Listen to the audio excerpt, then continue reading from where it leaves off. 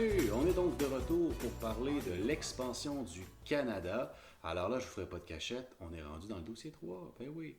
Et puis, expansion, hein, expansion, ça veut dire quoi? Je vous le rappelle, ça veut dire quoi? Ben, ça veut dire un peu ce qui m'arrive en ce moment à force de rester à la maison.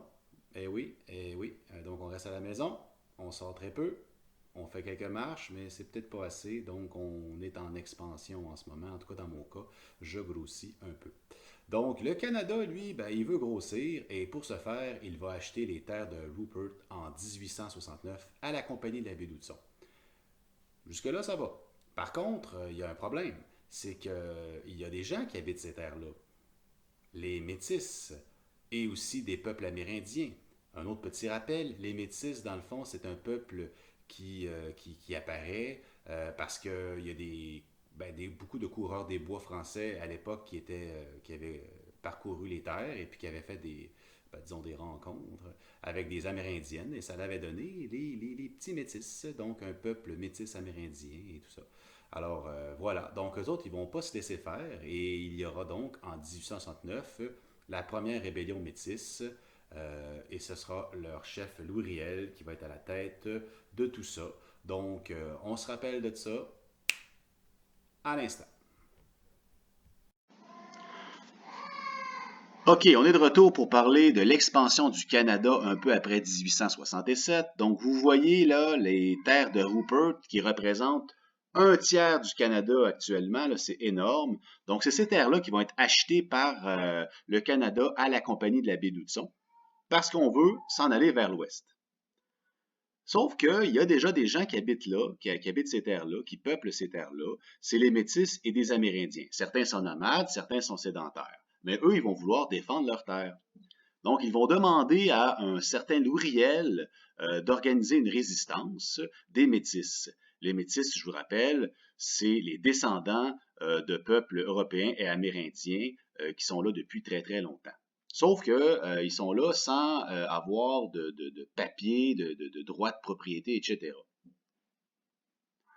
Donc, Louis Riel va pas se laisser faire et les Métis non plus, et ils vont organiser une résistance en prenant par la force un fort anglais, le fort Garry, et ils vont décider de négocier avec le gouvernement canadien pour en arriver à une entente. Donc, ce sera un peu le gouvernement canadien qui va négocier avec Louis Riel et les Métis pour régler ce problème-là, et ça va mener finalement à la création du Manitoba. Donc, après de longues négociations, il y aura une nouvelle province au Canada. Et les Métis obtiendront certains droits à l'égard de leur propriété de leurs terres. Tout ça se passe ici sur la carte, là, donc dans le coin de ce qu'on appelle la rivière Rouge. Mais l'histoire n'est pas finie, parce qu'un peu plus tard, ben, l'expansion vers l'ouest se poursuit. Et donc là, le Canada se retrouve encore sur des terres habitées par d'autres Métis ou d'autres Amérindiens. Donc, on va faire encore appel à Louis Riel pour venir les défendre. Ce sera la deuxième rébellion, mais là, ça va moins bien se passer. Il y aura une bataille à Batoche en 1885 où il y aura beaucoup, beaucoup de morts et Louis Riel va alors être arrêté et sera jugé comme traître au Canada et il sera pendu. Donc, ça va un petit peu mal ça va se terminer très, très mal pour lui. Et il y aura alors la création d'une autre province, la Saskatchewan, après ça.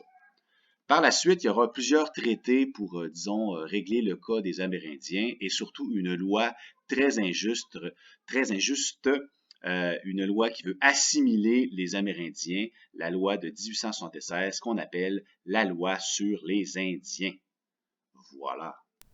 Bon ben voilà, je pense que maintenant on se rappelle un petit peu plus de Louriel, des Métis et de ces événements-là.